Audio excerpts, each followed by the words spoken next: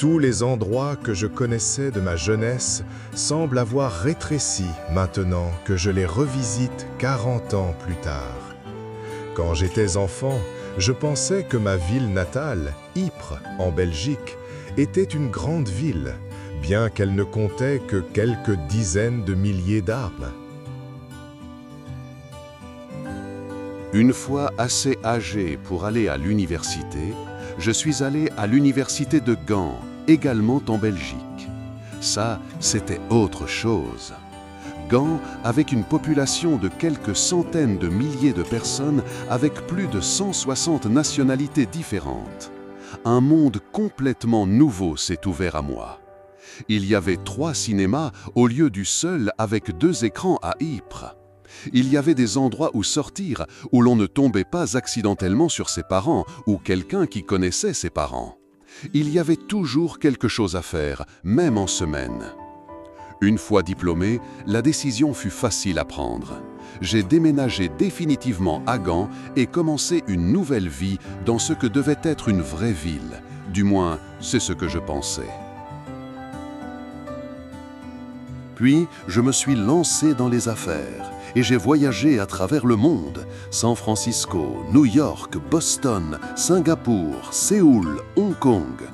C'est dans cet ordre que j'ai découvert les lieux qui ont porté ma compréhension de ce qui qualifiait une grande ville au niveau supérieur.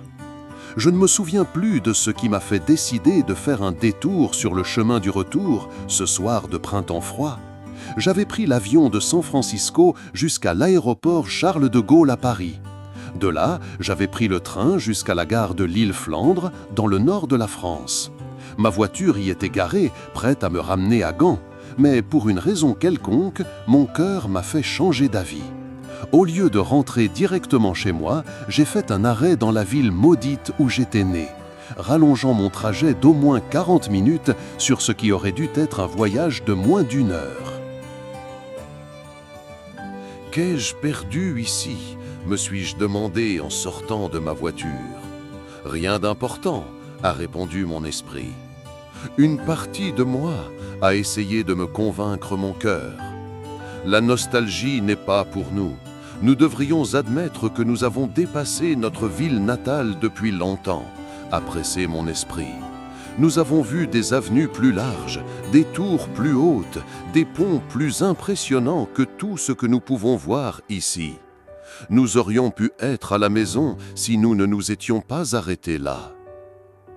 Un frisson froid a parcouru mon échine alors que mon esprit enfonçait cette porte ouverte, mais j'ai secoué cette sensation. Allons nous promener quand même, maintenant que nous sommes ici, ai-je dit dans l'un de ces rares moments d'indulgence envers mon cœur. Peut-être trouverons-nous cette pièce que tu prétends avoir perdue ici autrefois. Mon cœur a bondi de joie. J'ai senti comment il pompait joyeusement le sang dans mes veines pour bannir tous les frissons. Heureusement, il n'y avait personne autour pour me voir rougir.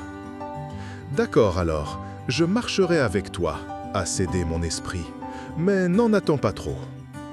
Ensemble, nous avons marché d'un bout à l'autre de la ville. Cela nous a à peine pris 20 minutes. Le centre-ville s'était amélioré. La halle aux draps dominant la Grand Place avait l'air bien plus belle que dans mes souvenirs. L'endroit où j'avais bu ma première bière, cependant, était définitivement fermé, et le cinéma avait été transformé en immeuble d'appartements. Je me sens comme un touriste, ai-je soupiré. Beaucoup de choses ont changé en 40 ans. Je reconnais les bâtiments qui sont restés en place comme si je les connaissais d'un vieux livre d'images. Je ne me sens plus lié à eux. Je ne sais pas si je me sentirais encore chez moi ici. C'était exactement mon point, a dit mon esprit. Il n'y a plus rien pour nous ici. Nous devrions prendre le chemin panoramique pour revenir, a imploré mon cœur. Les remparts sont vraiment beaux à cette période de l'année. Pour une fois, mon cœur avait raison.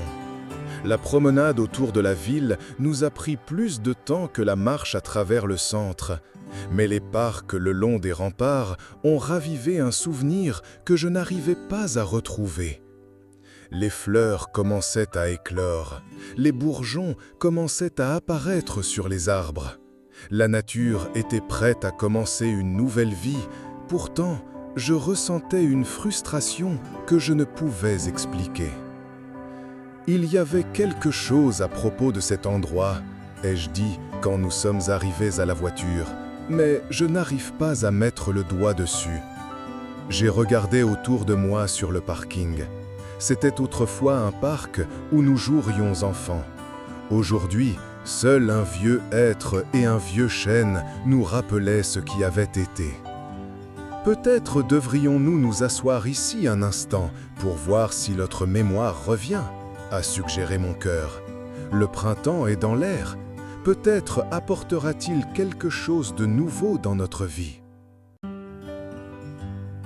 Mon esprit n'était pas d'accord. Il va bientôt faire nuit et le trajet est long pour rentrer après avoir voyagé si loin. J'ai acquiescé à mon esprit, mais avant de monter dans la voiture, j'ai écouté le bruissement du hêtre et du chêne qui nous regardaient. J'ai cru les entendre dire quelque chose, mais cela devait être mon imagination. Je suis rentré chez moi en regrettant le temps que j'avais perdu. Mon esprit m'a rappelé quelque chose que j'avais lu dans la Bible. Le cœur est tortueux par-dessus tout, et il est incurable. Qui peut le connaître? L'as-tu reconnu? A chuchoté Hêtre. Comment pourrais-je l'oublier? A répondu Chêne de sa voix lente. Ses initiales sont gravées dans ma peau. Il est plus petit que dans mes souvenirs, a observé Hêtre. Cela ne fait que paraître, a dit Chêne après une longue pause. Nous avons tous grandi, mais nous avons grandi plus que lui. Je me souviens de sa bien-aimée. Hêtre a souri tandis que la voiture quittait le parking. C'était une belle jeune fille. Et maintenant, c'est une belle femme, a réfléchi Chêne. Elle habite juste au coin de la rue. Pourquoi ne lui a-t-il pas rendu visite? A demandé Hêtre. Il a dû l'oublier. Mais elle ne l'a pas oublié, a chuchoté Hêtre après un moment. Elle est différente de lui, a confirmé Chêne. Elle vient toujours dans ce qui était autrefois le parc où ils se rencontraient. Occasionnellement, elle cherche ses initiales sur mon tronc, rêvant à ce qui aurait pu être. Porte-t-elle toujours ce morceau de son cœur dans le sien? A demandé Hêtre. Oui, même après toutes ces années, elle le fait, a soupiré Chêne. Mais c'est quelque chose qu'il ne comprendra jamais avec son esprit. Regarde, la voilà, a dit Hêtre. S'il avait attendu 10 minutes de plus, ils auraient pu se rencontrer. Imagine ce qui aurait pu arriver. Oui, a réfléchi Chêne. Imagine un peu.